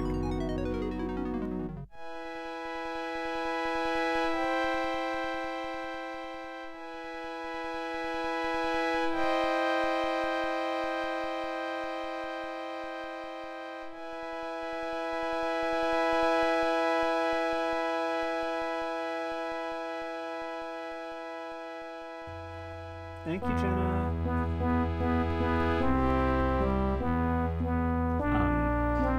Anyways, best doggo. Love this doggo the most. Yes. Yeah, just look as far back as you can. Yeah, as far back as you can. Jenna also loves dogs. Just keep looking. Just keep looking. Jenna loves dogs almost as much as, well, actually, no, more than me, of course. So, yeah, just had to make sure she's not here for this. Bring a patron here? To our very heart? Have you forgotten that the patrons are our mortal enemies? I say leave him in the dog's body. Soon he'll forget he ever was a patron, and he'll be no threat to us. Do you know what is happening out there? Where are our fellows? Why is this patron here? How long have we slept? It is very possible that the patrons have been rehabilitated as intended. Perhaps this is our rescuer. Is this how you would treat such a guest? No. We shall restore him, and we shall have our questions answered then. It is the only way. Whatever you might think of me, Councilman, I am no fool. You may prepare the nullification element. We will administer it to the patron after he is restored. The councilman grunts in approval, then pitches a bottle filled with water. He traces a quick spell in the air which flows into the liquid. After a moment of light, the bottle looks absolutely normal. You notice that while you're watching the lone Sartan in his bottle, the entire council is gathered around you. Together they weave an incredibly complex spell that appears to require them all. Like a blanket, the spell falls over you and sinks into your flesh.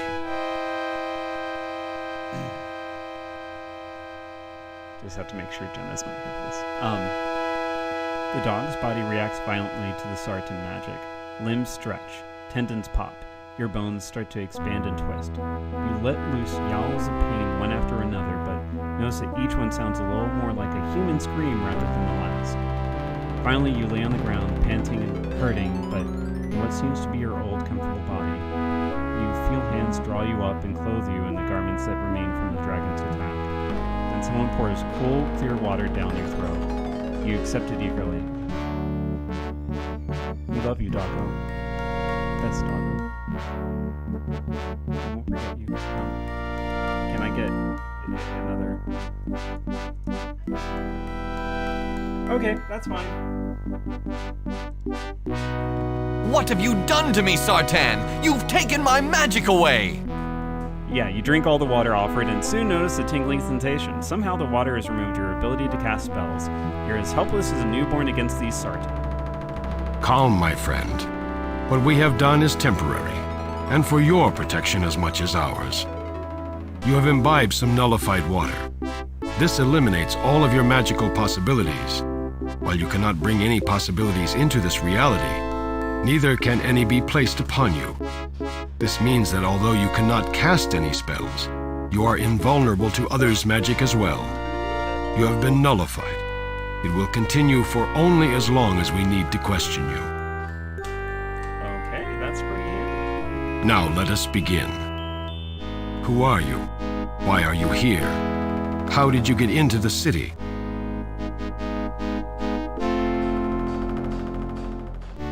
Aren't you the same Sama who originally sundered the world? Who banished my people into the labyrinth? Yes, I am that. I know that you can't understand this, but it was all necessary. It was part of a larger plan. I'll explain everything after you tell me what you know.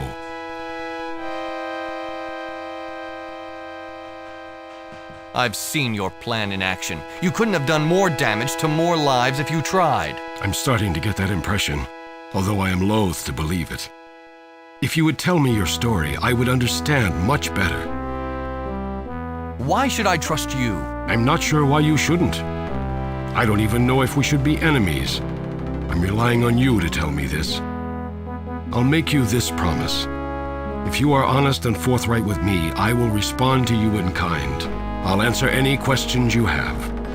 Now please, tell me what you know. Do you know how long you've been sleeping? Not really. I'm starting to think that it may have been much longer than I intended. You've been asleep for over 2,000 years. 2,000 years? How is that possible? You must tell me what has happened. This just keeps getting more confusing.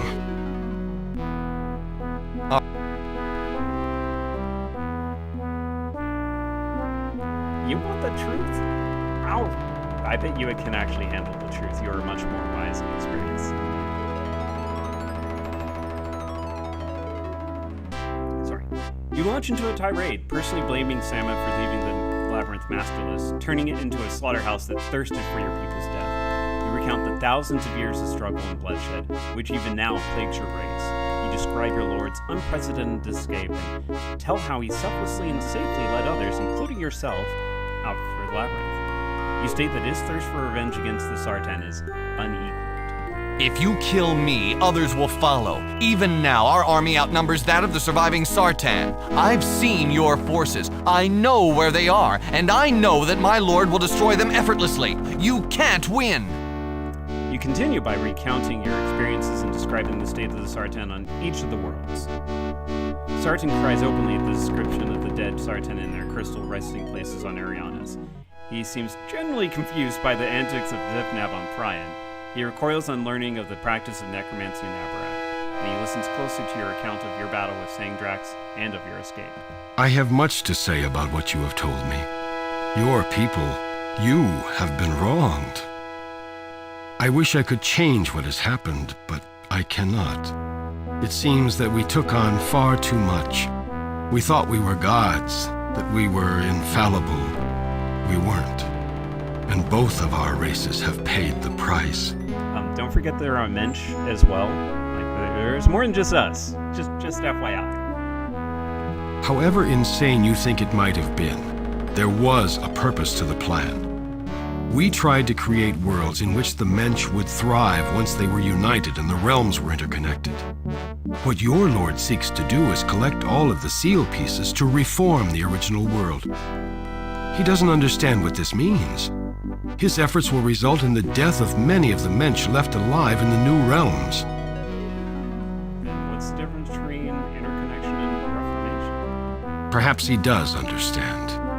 By decimating the opposing force even before the war is joined, he ensures his success. I'm not sure the Mensch left alive will enjoy the slavery he undoubtedly plans for them. What he may not realize is that this will affect his own race as well. Many of his people will die in the Reformation. Do you think he would risk that? You consider. You know your lord's ambition. From his research, he probably already knows how the Reformation will affect the Mensch, and you suspect that he may be willing to sacrifice his own people to further the cause of conquest.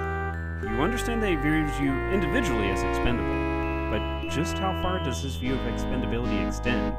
He has claimed in the past that there are always casualties in war. Now, I'm not 100% sure. I think this could be different depending on your conversation options that you've done. Like, if you don't talk with them all the time, you might not know any of this. So, I think it does change a little bit. You may be right, Sama. I'm not sure about your plan, but perhaps the Reformation isn't the correct path. I'll return to my lord and discuss it. For now, I'll leave your seal piece here. I'm very glad that you see things this way. I hope that we can begin a new era of peace together. Go back to your lord. Tell him that I will gladly speak with him. But I have one important question before you go. What exactly happened to Sandrax after you escaped from him? Your guess is as good as mine. As you consider the question, one of the men who brought your possessions into the room begins to writhe.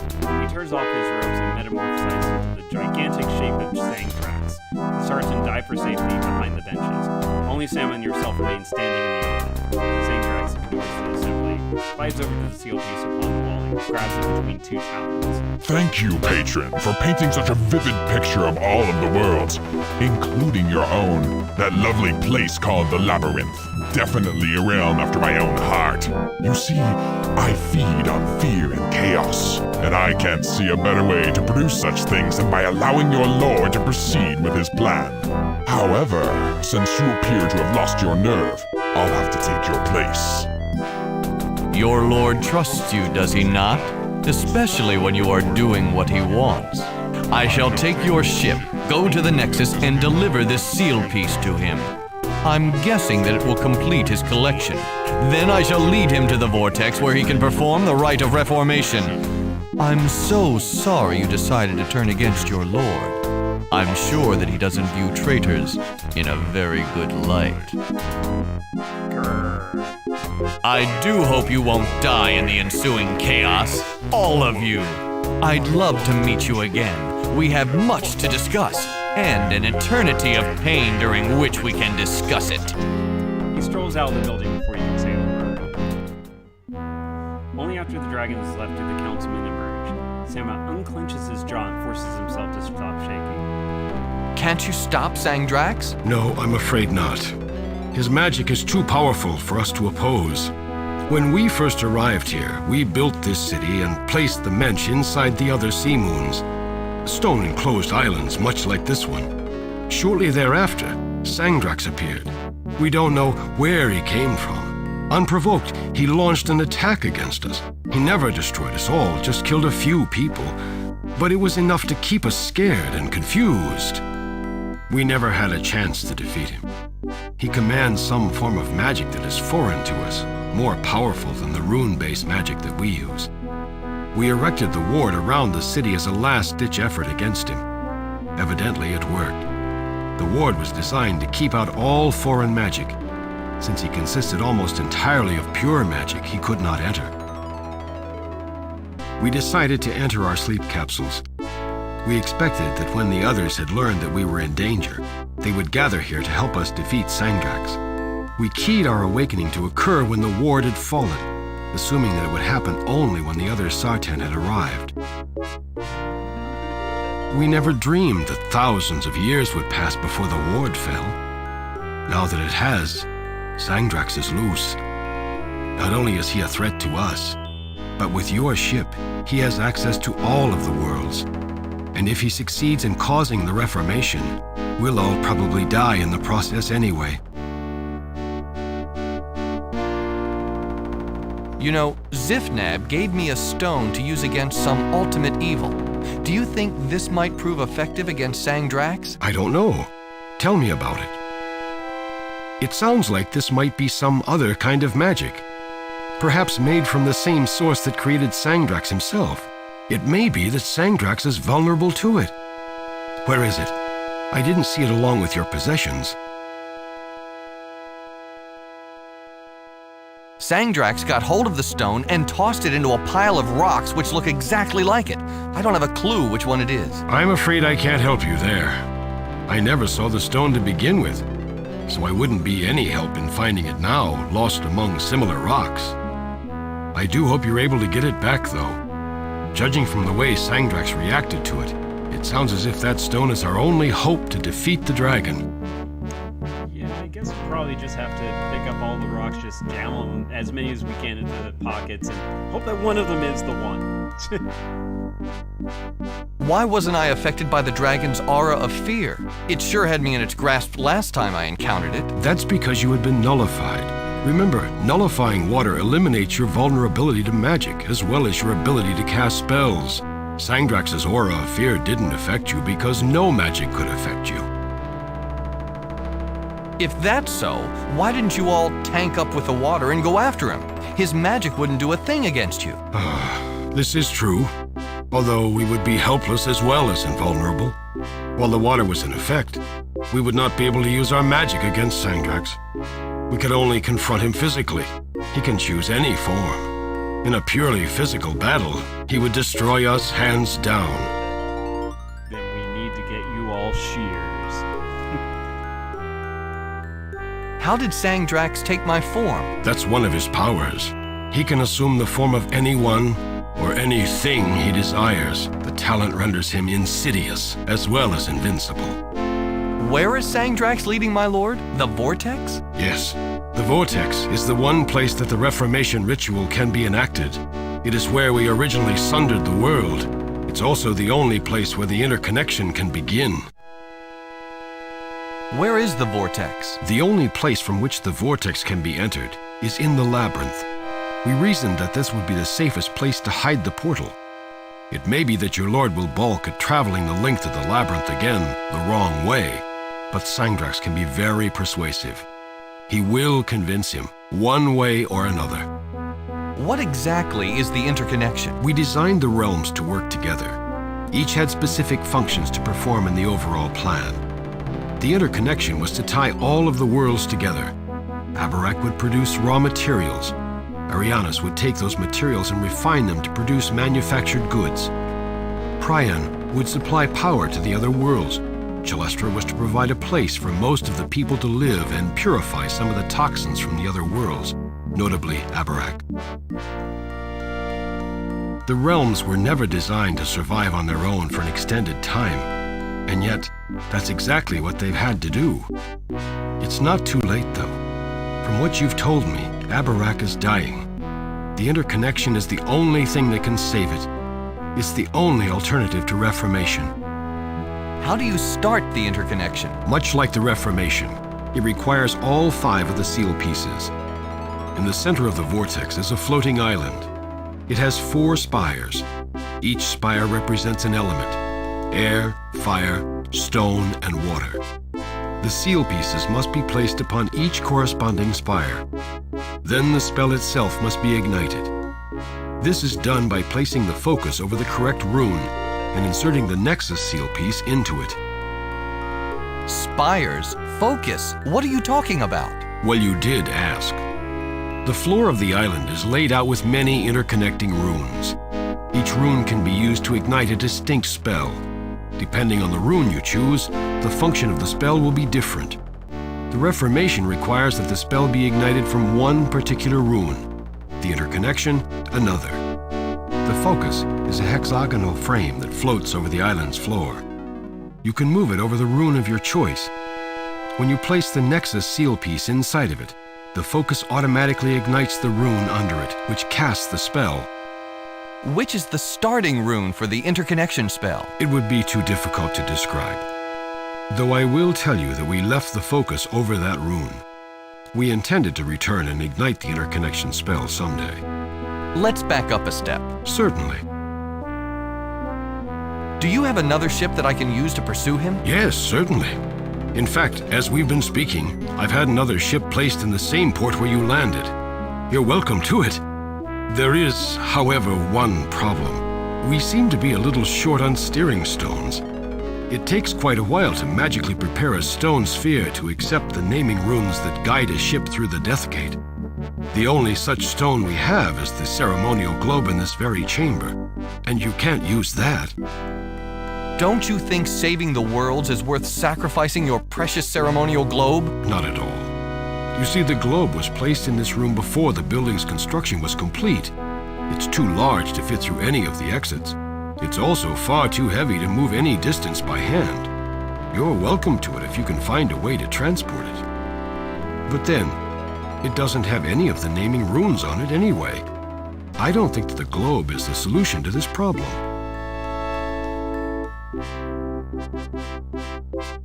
mean, it's, to be fair, it's kind of like our bar here, for example. We took pieces inside, separately, but now there's definitely no way that's getting out of here. Could we talk a little about the other worlds? Very well.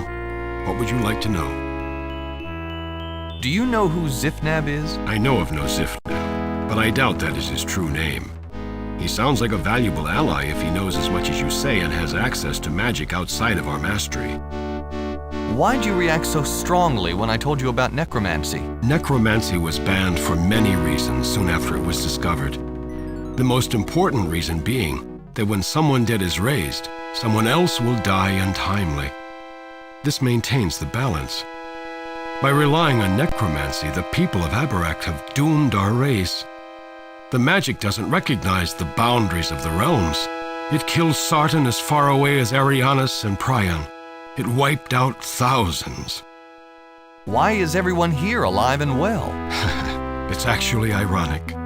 The ward that we constructed to repel the magic of Sangdrax must have had the effect of repelling the magic of necromancy as well.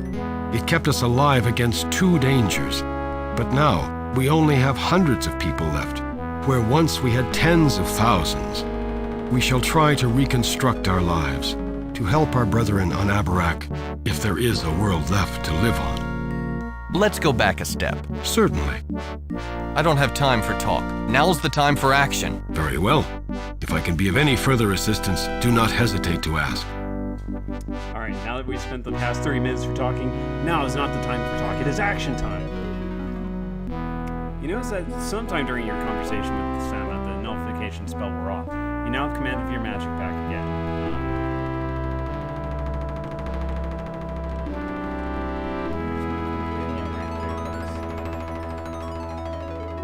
it's a good thing we have this medallion that has every single rune shape on it.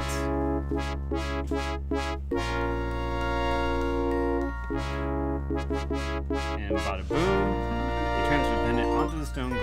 That's great. What is this that I'm looking at here? The carpet takes up most of the speaking area's floor. It depicts a beautiful scene. A single tree stands in the lush field. Well, let's, been a while since we've seen any pictures that we can do this on. Boop. Boop. Alright. The clearing is now real. Let's push this bad boy in. You get behind the globe and push it against it with all your might.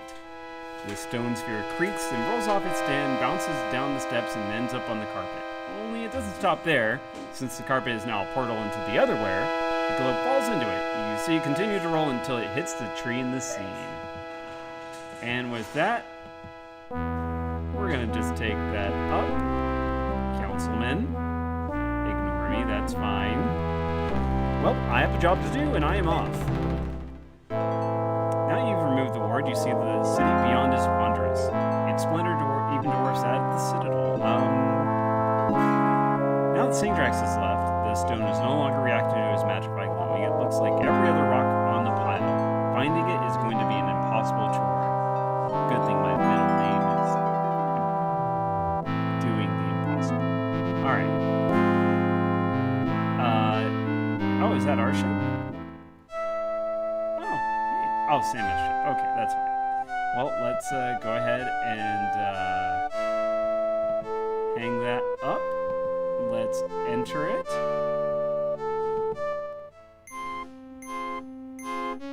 Oh, it's such a lush tree. Can we climb it? You climb up the nearest tree and look out over an impenetrable forest. It extends as far as you can see. Evidently, the artist who created this carpet didn't think much beyond the immediate scene. Well, let's go ahead and push it on out. Again, you gather your strength and heave the boulder-like globe towards the portal. It rolls without much problem. In fact, as soon as the globe is partway through it, gravity on the far side grabs the sphere from your hands. It disappears. Alright, bye. You step through the portal back onto your ship. As soon as you leave, the carpet reverts back to its original shape. Well, that is handy right there. This is also nice right there. We do have a couple more things left to do though before we can leave. So there's that cave. We can now enter it.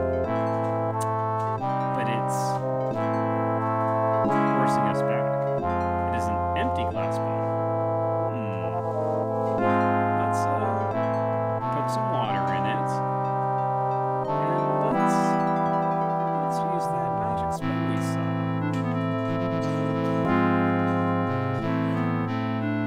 This spell transformed a small quantity of water into a potion. When drunk, the potion removes all the drinker's magic possibilities. Though he cannot cast spells, he is also immune to any magic cast against him. The potion's effect are temporary and short-lived. Alright, well, let's do it.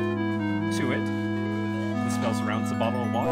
After a few seconds, it has done its work. Although the water looks the same, you know that it has the magic nullifying effects that you experienced earlier. You take a swig of the water, and immediately you sense the effects. Your magic power drains away, making you as helpless as a newborn, but that also means that foreign magic cannot affect you. Alright, no magic, no copper. We're going in. There's no doubt that Sanctrax calls this cave home. Blood streaks the walls and the floor is littered with the remains of previous meals. These must be the bones of poor fools who chanced upon Sanctrax. The remains are of all races. It appears that the dragon does not discriminate. Sharp stone spikes jut into the cave in the ceiling and the floor. There's no doubt that Sanctrax uses scales. But we have scales. Let us take these scales. You get the feeling that you cut yourself on one of them. The wound becomes severely infected, perhaps fatal. You also sense the scales of the dragon hold the same chaotic magic that Sanctrax exerts.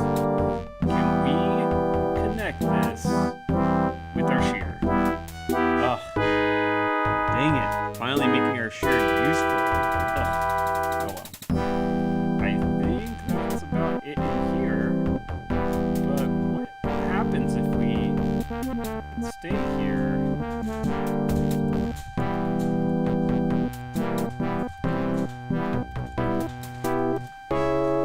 That's if we wait. Time passes. The nullifying effect of the water wears off. Once again, you can cast spells that are vulnerable. You stare at the dragon scales in your hands. Your magic suddenly becomes active. Fear drives through your brain like red-hot nails. With the source of the fear magic so close, it's more than your sanity can withstand. You spend the rest of your life gibbering unintelligibly, and not playing adventure games. What hell is that? Alright, let's not wait. We need to play games. Alright, well, instead of that, let's put these scales on the rock pile. We spread the dragon scales over the pile of rocks. As you hoped, Zifnab's rock reacts to the magic in the scales by glowing. Now the rock is very visible and easily distinguishable from the other rocks in the pile. Let's take it up. You take the glowing stone from the pile of rocks. So yeah, you have basically enough moves to do that before you go insane. So, yay! Alright, now with that, we are ready to go take the fight back home, back through the labyrinth. So yeah, basically we finished World 3 and 4 in a single go. The labyrinth is probably going to take another 2 hours, so I think we're going to stop here for now. I'm going to go ahead and call it there.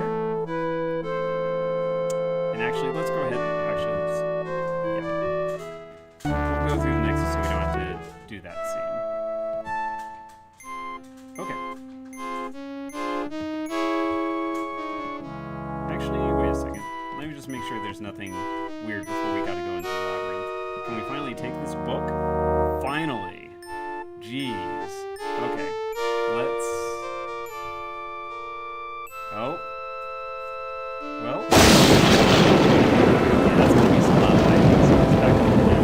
Then we'll read the book and then we'll call it. Okay. History of the Sundering. He kept saying I couldn't read this because I'd break it. The Vortex. Eons ago, the Vortex was discovered.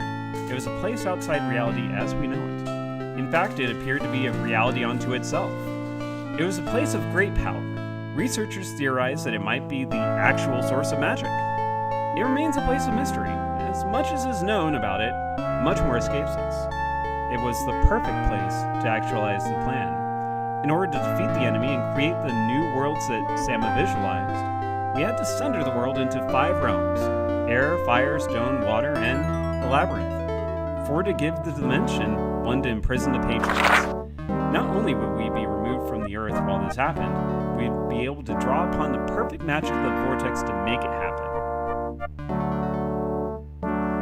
Okay. We aren't the bad guys. Czar is a bad guy. We're now a good guy. We were always a good guy. We just, had a bad master, that's all. We needed an instrument to focus the magic of the vortex, so we created an island of stone that floated over its very heart. Upon it, we inscribed a rune structure unlike any other. Indeed, this was a spell, but not just a spell. It was many spells intertwined into one structure. Every spell is a starting rune.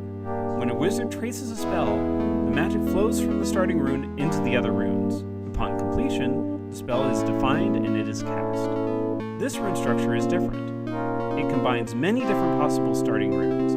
When magic is introduced upon one of these runes, the spell is defined and then cast. There is a compelling reason for this. Along with being used to sunder the world, the island was designed to serve additional functions. Shortly after its sundering, the same rune structure created a conduit between the worlds. It's currently used to transport people and cargo from realm to realm. Using the Death Gate, we were able to populate the realms with the mensch we had selected. All that was required was a fleet of ships outfitted with steering stones containing the naming runes of the target realms. The Death Gate has a grander purpose, though. When the mensch have settled and reawakened, The rune structure will be used again to interconnect the worlds. Power and materials will freely flow from realm to realm, depending on need. After this interconnection, various spells can regulate and modify the system. We've included all of these in the rune structure. We've also included a failsafe spell. Should something go drastically wrong with Sundering, the spell exists to reform the single world from the 5 realms. We don't anticipate actually using this spell, but it exists just in case.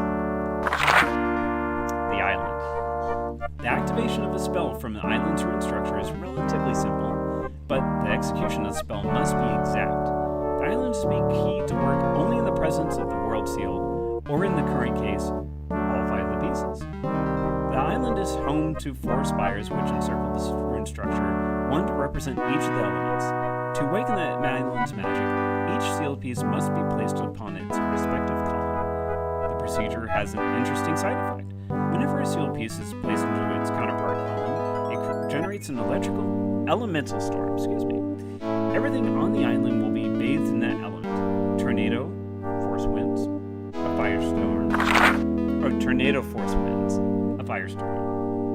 Other words. Wait, what? Did I miss something? A firestorm, an avalanche of rock, or a deluge of water. Sorry, I don't know what happened. We couldn't comfortably cast our spells while being attacked by the elements, so we placed the rune structure inside a warded circle. Everything inside the circle is completely safe. While safely ensconced within the ward, even the storming elements become no more than a spectacle to observe. When all 4 of the pieces have been placed, the island is primed. It's ready to cast whatever spell the operator wishes. The choice is made using the focus, which resembles a floating hexagonal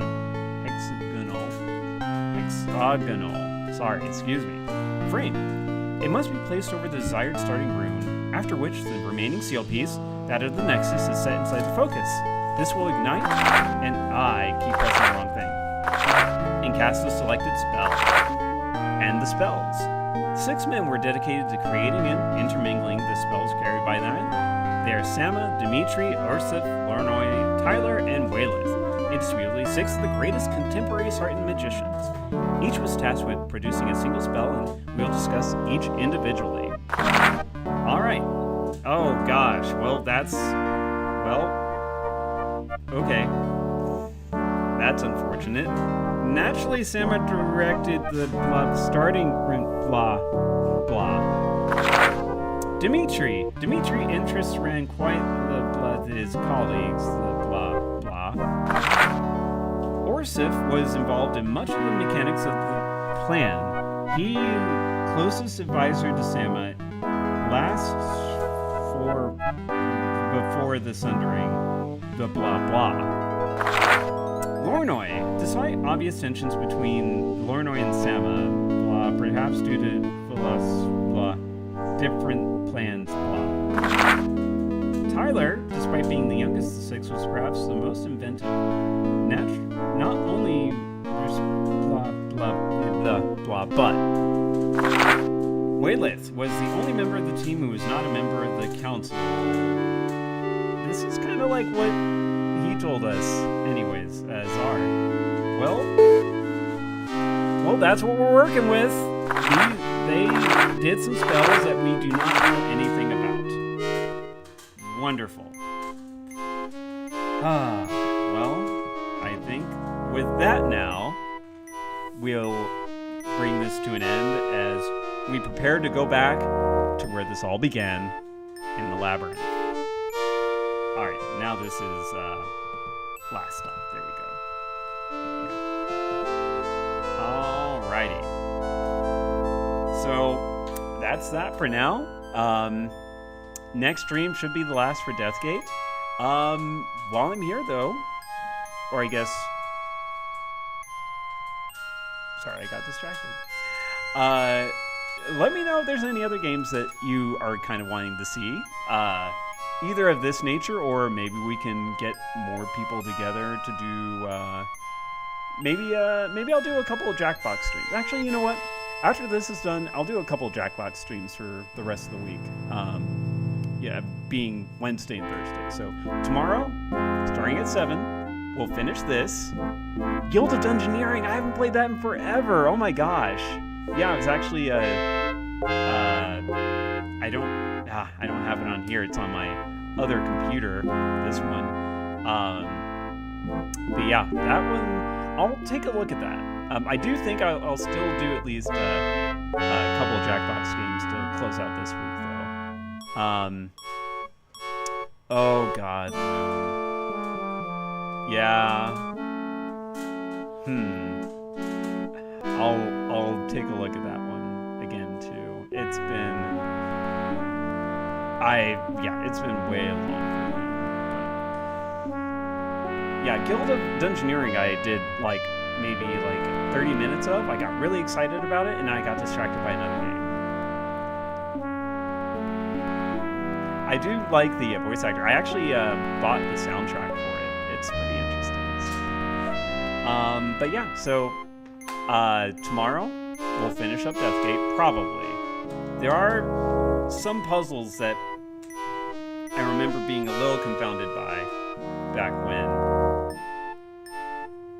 Yeah, soundtrack is fun. But yeah, I think we should be able to finish it within the stream 2-hour time frame. Excuse me, or whatnot. So yeah, that'll be end of Deathgate. Then do some jackboxing. That should be a little bit more fun for more folks. I thank you all for kind of bearing with me going down my own nostalgia lane of playing a game that's dear to my heart, along with a novel series that's dear to my heart. Which, if you haven't yet, definitely, I think it's on Kindle. I have all the physical books, so I haven't checked. But yeah, it's a 7-book series, which is weird because there's only 4 worlds, but it definitely goes quite a bit more in depth with different characters, and it plays out a little differently. So yeah, I would definitely recommend checking it out when you get a chance. The Deathgate series. The first one I think is probably, I can't even remember the name of the first book. I am upset at myself. But anyways, thank you again so much for tuning in. I'll see you all tomorrow at 7 to end Deathgate. And yeah, thank you again so much, all. Take care. Have a good night. And be safe out there. Bye-bye, Zels.